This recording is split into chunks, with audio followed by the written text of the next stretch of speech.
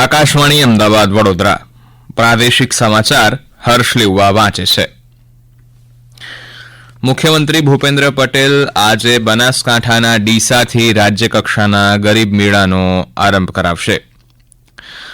આજે વિશ્વ પ્રવાસન દિવસ. ગુજરાતમાં પ્રવાસીઓની સંખ્યા 24% વધીને 18,59,00,000 થઈ.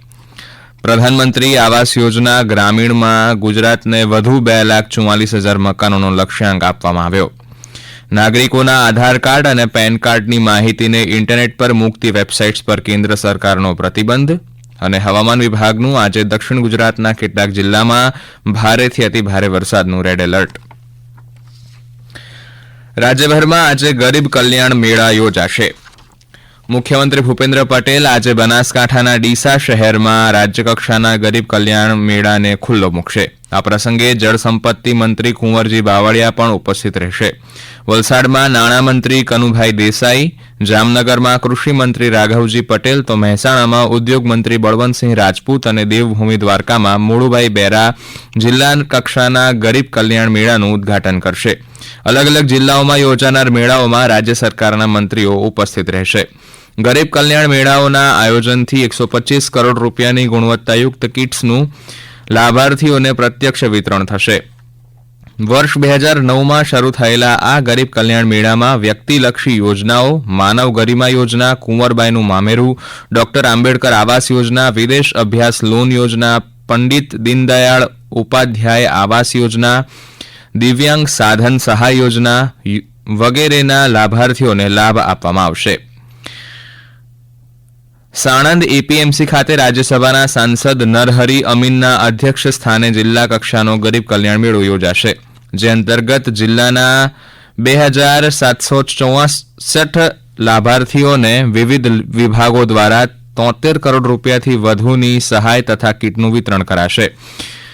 અમરેલીમાં સવારે 9 કલાકે લીલિયા રોડ ખાતેના ખેડૂત તાલીમ કેન્દ્ર ખાતે અને રાજકોટ જિલ્લાનો કાર્યક્રમ ગોંડલના નવા માર્કેટિંગ યાર્ડ ખાતે યોજાશે. જેમાં આશરે 2,300 લાભાર્થીઓને 3.25 કરોડ રૂપિયાથી વધુની રકમની સહાયનું વિતરણ કરવામાં આવશે. મુખ્યમંત્રી ભૂપેન્દ્ર પટેલ આજે બનાસકાંઠામાં 633 કરોડ રૂપિયાની 2 પાણી પુરવઠા યોજનાઓનું લોકાર્પણ કરશે. બનાસકાંઠા જિલ્લામાં પીવાની પાણીની સમસ્યાના કાયમી નિરાકરણ માટે ડીસા અને લાખણી તાલુકાના ગામોની જૂથ પાણી પુરવઠા યોજના ઉપરાંત દેવપુરા અને રણકપુર ઓફટેક યોજનાના સુધારિત વિકાસ કાર્યોનું પણ મુખ્યમંત્રીના હસ્તે લોકાર્પણ કરાશે. આ 2 યોજનાઓને કારણે ડીસા અને લાખણી તાલુકાના 88 ગામો તેમજ દિયોદરના કુલ 104 ગામ અને થરા શહેરને શુદ્ધ પીવાના પાણીનો લાભ મળશે. આ બંને યોજનાઓ અંતર્ગત નર્મદા કેનાલના પૂર્વ ભાગના કુલ 192 ગામોના અંદાજે 7 લાખ નાગરિકો માટે દૈનિક 6.40 કરોડ લીટર પીવાનું પાણી વિતરણ કરી શકાશે. આજે વિશ્વ પ્રવાસન દિવસ છે. સંયુક્ત રાષ્ટ્ર વિશ્વ પ્રવાસન સંગઠન દ્વારા વર્ષ 1980થી 27મી સપ્ટેમ્બરે તેની ઉજવણી કરવામાં આવે છે. વર્ષ 2024ના પ્રવાસન દિવસની વિષય વસ્તુ છે પ્રવાસન અને શાંતિ. ગુજરાત છેલ્લા કેટલાક વર્ષોમાં દેશ વિદેશના પ્રવાસીઓ માટે આકર્ષણનું કેન્દ્ર બન્યું છે અને દર વર્ષે ગુજરાતમાં પ્રવાસીઓની સંખ્યા વધી રહી છે. રાજ્યની મુલાકાત લેનારા પ્રવાસીઓની સંખ્યા 24% વધીને 2023-24માં 18,59,00,000 થઈ છે તેમ પ્રવાસન મંત્રી મુળુ બેરાએ જણાવ્યું છે. તેમાં 17,50,00,000 સ્થાનિક પ્રવાસીઓ તેમજ 23,43,000 વિદેશી પ્રવાસીઓનો સમાવેશ થાય છે. શ્રી બેરાએ વધુમાં જણાવ્યું કે દેશભરમાંથી સૌથી વધુ 1,65,00,000 માઈ ભક્તોએ અંબાજી દર્શનનો લાભ લીધો છે, જ્યારે સોમનાથ મંદિર ખાતે 97,93,000 પ્રવાસીઓએ દર્શનનો લાભ લીધો છે. અમદાવાદના કાંકરિયા લેક ફ્રન્ટ પર 79 લાખ, સાબરમતી રિવરફ્રન્ટની 44 લાખ, સ્ટેચ્યુ ઓફ યુનિટી ખાતે 43 લાખ કરતાં વધુ એમ મળીને કુલ 1,93,00,000 જેટલા પ્રવાસીઓએ મુલાકાત લીધી છે. પ્રધાનમંત્રી આવાસ યોજના ગ્રામીણમાં વર્ષ 2024-25 માટે ગુજરાતને આપવામાં આવેલા 54,000 આવાસના લક્ષ્યાંક સામે આ યોજનાના અમલીકરણમાં ગુજરાતની કામગીરી અને લાભાર્થીની વધુ સંખ્યાને ધ્યાનમાં લઈને કેન્દ્રીય ગ્રામીણ વિકાસ મંત્રાલયે વધારાના 2,44,000 મકાનોનો લક્ષ્યાંક આપ્યો છે. આ લક્ષ્યાંક સાથે હવે 2024-25ના વર્ષમાં રાજ્યના ગામડાઓમાં 2,03,000 99,000 મકાનોનું નિર્માણ થશે. આ સમાચાર આપ આકાશવાણીના અમદાવાદ વડોદરા કેન્દ્ર પરથી સાંભળી રહ્યા છો. આ સમાચાર આપ અમારી YouTube channel AIR news Gujarat પર પણ સાંભળી શકશો. વધુ સમાચાર માટે આપ અમારા ટ્વિટર હેન્ડલ AIR_news_ABAD ને ફોલો કરી શકશો. સરકારે નાગરિકોના આધાર કાર્ડ અને પેન કાર્ડની માહિતીને ઇન્ટરનેટ પર ઉજાગર કરતી વેબસાઇટ પર પ્રતિબંધ લગાવી દીધો છે. ઇલેક્ટ્રોનિક્સ અને માહિતી ટેકનોલોજી મંત્રાલયે નાગરિકોની વ્યક્તિગત સંવેદનશીલ ઓળખ સહિત આધાર અને પેનની માહિતી ઉજાગર કરતી કેટલીક વેબસાઇટ્સની ઓળખ પણ કરી છે. ભારતીય વિશિષ્ટ ઓળખ સત્તામંડળે આ મામલે આધાર અધિનિયમ 2016ની ધારા 29(4) હેઠળ કેસ નોંધ્યો છે. ઉપરાંત ભારતીય કમ્પ્યુટર ઇમરજન્સી ટીમને આ વેબસાઇટ્સમાં સલામતી અંગે ખામીઓ જોવા મળી હતી. નવી શિક્ષણ નીતિ લાગુ થયા બાદ રાજ્યના શિક્ષણ વિભાગે રાજ્યમાં શિક્ષણ પદ્ધતિમાં મોટા ફેરફાર જાહેર કર્યા છે. તે અનુસાર રાજ્યમાં ધોરણ 1 થી 12માં આગામી વર્ષથી અલગ અલગ વિષયના 20 જેટલા પુસ્તકો બદલાશે. કેટલાક પુસ્તકમાં કેટલાક પ્રકરણમાં ફેરફાર કરાયા છે તો કેટલાક વર્ગોમાં આખું પુસ્તક બદલવામાં આવશે. જેમાં ધોરણ 1 અને 2માં ગુજરાતી અને ગુજરાતી દ્વિભાષાના નવા પુસ્તકોનો સમાવેશ કરાશે. ઉપરાંત ધોરણ 3 અને 6માં પર્યાવરણ અને વિજ્ઞાનના નવા પુસ્તકો, જ્યારે ધોરણ 8માં તમામ માધ્યમમાં ગણિત અને વિજ્ઞાનના પુસ્તકો દ્વિભાષી કરવામાં આવશે. ધોરણ 12માં અર્થશાસ્ત્રનું નવું પુસ્તક ઉમેરવામાં આવશે.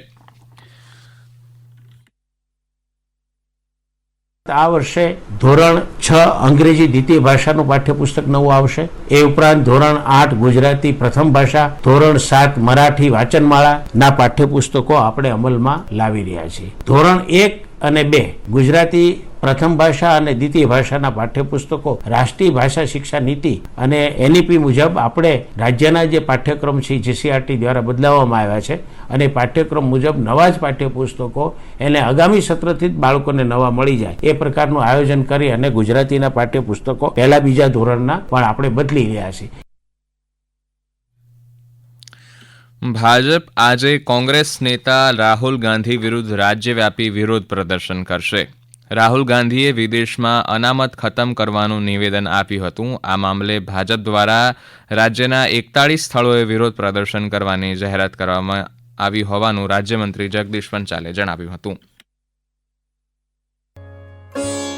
સમગ્ર દેશ તમામે તમામ લીડર થી માંડી તમામ જનતા રાહુલ ગાંધીના આ નિવેદનથી સખત દુઃખ છે. અમારા રાષ્ટ્રીય નેતૃત્વ પણ, ગુજરાતના મુખ્યમંત્રીઓ રાષ્ટ્રીય નેતૃત્વ પણ હોય કે ગુજરાતના તમામ કાર્યકર્તા કે તમામ પ્રજા આ રાહુલ ગાંધીના નિવેદનથી સખત દુઃખ થયું છે. અને માનનીય પ્રદેશ અધ્યક્ષની અધ્યક્ષતામાં જ રાજ્યના તમામ જિલ્લા મથકોએ, શહેરી મથકોએ 41 જગ્યાએ આના વિશે ધરણાવણ થવાના છે. રાજ્યમાં લાંબા સમયના વિરામ બાદ વરસાદે ફરી એકવાર જોર પકડ્યું છે. હવામાન વિભાગે આજે વલસાડ, દમણ, દાદરા અને નગર હવેલીમાં ભારે વરસાદને લઈને રેડ એલર્ટ જાહેર કર્યું છે. તો ગીર સોમનાથ, ભરૂચ, છોટાઉદેપુર, નર્મદા, સુરત, તાપી, નવસારી અને ડાંગ સહિતના જિલ્લાઓમાં અતિ ભારે વરસાદ માટે ઓરેન્જ એલર્ટ જાહેર કરાયું છે.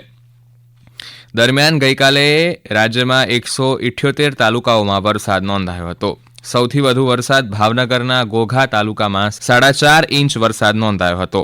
તો વલભીપુર, પાલીતાણા અને સિહોર તાલુકામાં અંદાજિત 3.5 થી 4 ઇંચ વરસાદ નોંધાયો હતો. અમારા ભાવનગરના પ્રતિનિધિ જણાવે છે કે આ સાથે જ મહુવા પંથકમાં સિઝનનો સૌથી વધુ વરસાદ નોંધાયો છે. તો તાપી જિલ્લાના વ્યારામાં ગઈકાલે રાત્રે 2 કલાકમાં 4 ઇંચ જેટલો વરસાદ નોંધાયો હતો. ડાંગ જિલ્લાના મુખ્ય મથક આહવામાં તથા સુબીર તાલુકામાં 1 કલાકમાં અંદાજિત 1/2 ઇંચ વરસાદ નોંધાયો હતો. અંતમાં મુખ્ય સમાચાર ફરી એકવાર. મુખ્યમંત્રી ભૂપેન્દ્ર પટેલ આજે બનાસકાંઠાના ડીસાથી રાજ્યકક્ષાના ગરીબ કલ્યાણ મેળાનો પ્રારંભ કરાવશે. આજે વિશ્વ પ્રવાસન દિવસ. ગુજરાતમાં પ્રવાસીઓની સંખ્યા 24% વધીને 18,59 લાખ થઈ. પ્રધાનમંત્રી આવાસ યોજના ગ્રામીણમાં ગુજરાતને વધુ 2,44,000 મકાનોનો લક્ષ્યાંક આપવામાં આવ્યો. નાગરિકોના આધાર કાર્ડ અને પેન કાર્ડની માહિતીને ઇન્ટરનેટ પર મુકતી વેબસાઇટ્સ પર કેન્દ્ર સરકારનો પ્રતિબંધ. અને હવામાન વિભાગનું આજે દક્ષિણ ગુજરાતના કેટલાક જિલ્લામાં ભારેથી અતિ ભારે વરસાદનું રેડ એલર્ટ. આકાશવાણી પરથી સમાચાર પૂરા થયા. નમસ્કાર.